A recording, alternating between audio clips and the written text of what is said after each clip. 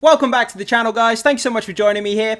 We're going to be diving into the Rotten Tomatoes score for It, Welcome to Derry. This is one of my most anticipated series of the year. The two It movies that were directed by Andy Muschietti, they were so good, man. And I mean, the Skarsgård as Pennywise the Clown, he was absolutely phenomenal. And the fact that he's coming back to play Pennywise once again, it's just great that they kept him in the casting loop. But Pennywise, man, he's such an interesting character because, like, the limit's the sky when it comes to imagination. This mysterious, weird, kind of otherworldly entity who is a clown, you can basically turn him into any monstrosity you want. He can transform and shapeshift into pretty much anything, and that's kind of what makes him terrifying. He kind of uses your own fears against you, and that's what keeps you on the edge of your toes. You just have no idea what this clown is going to turn into, what he's going to become, and how he's going to use his power against you.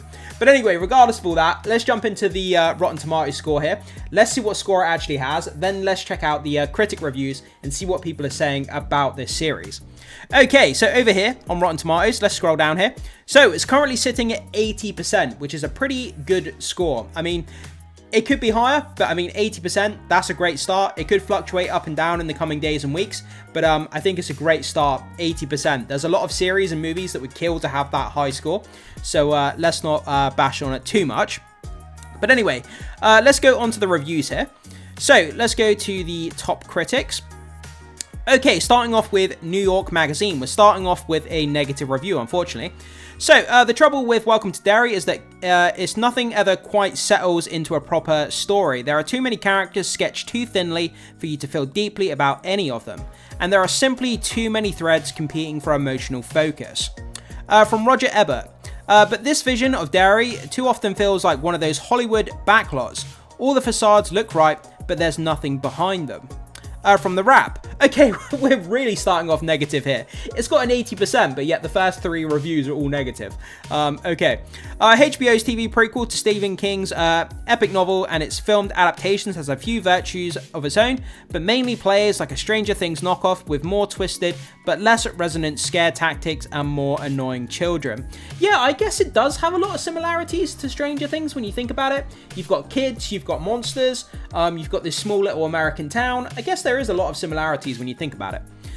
From Seattle Times, you'll get the most out of Derry if you've seen the movies and read the novel. It was a delight to notice that many Easter eggs that were included, even as clown-induced terror was unfolding on screen. It's always nice to have Easter eggs for people who've like read the books and stuff. I think that's pretty cool. From the London Evening Standard, it's a beautifully done series. If you can call something this gross beautiful, yes, this is next level body horror. Body horror, that sounds great. I can't wait to see that. From IndieWire, they give it a negative review. An engine fueled by filling in the blanks isn't built to last, and these dots, once connected, prove tacky and sour. From The Age in Australia, the big budget series looks incredible, features a great cast, and the creepiness level does not disappoint.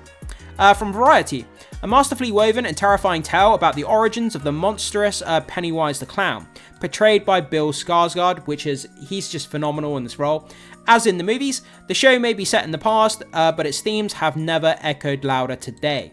From Slant Magazine, returning to Stephen King's Cursed Town proves to be a bumpy but engrossing ride. And finally, from The Daily Beast, the worst King adaptation in many moons. Okay, so there's like a real kind of divide with the critics, even though it has 80% score. I mean, starting with negative reviews, ending with negative reviews, but having a bunch of really positive ones in the middle.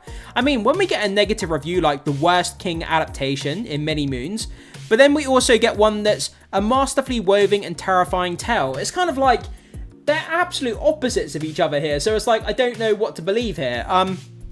I know a lot of people don't put stock in Rotten Tomatoes anyway, but I still find it interesting to see what critics think.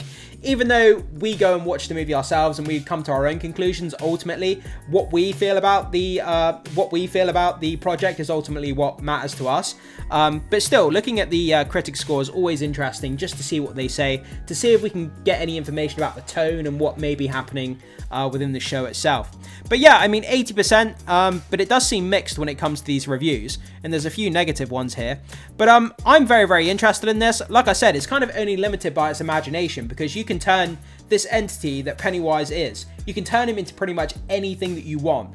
And you know, your own fears being used against you. And I mean, that's the scariest thing of all. And I'm excited for it. The films were incredible. And if they can replicate the films in a TV series format, all the more power to them. But guys, you see these reviews here, and you see that this is currently sitting at 80%. What do you think about it? Are you excited for Welcome to Derry?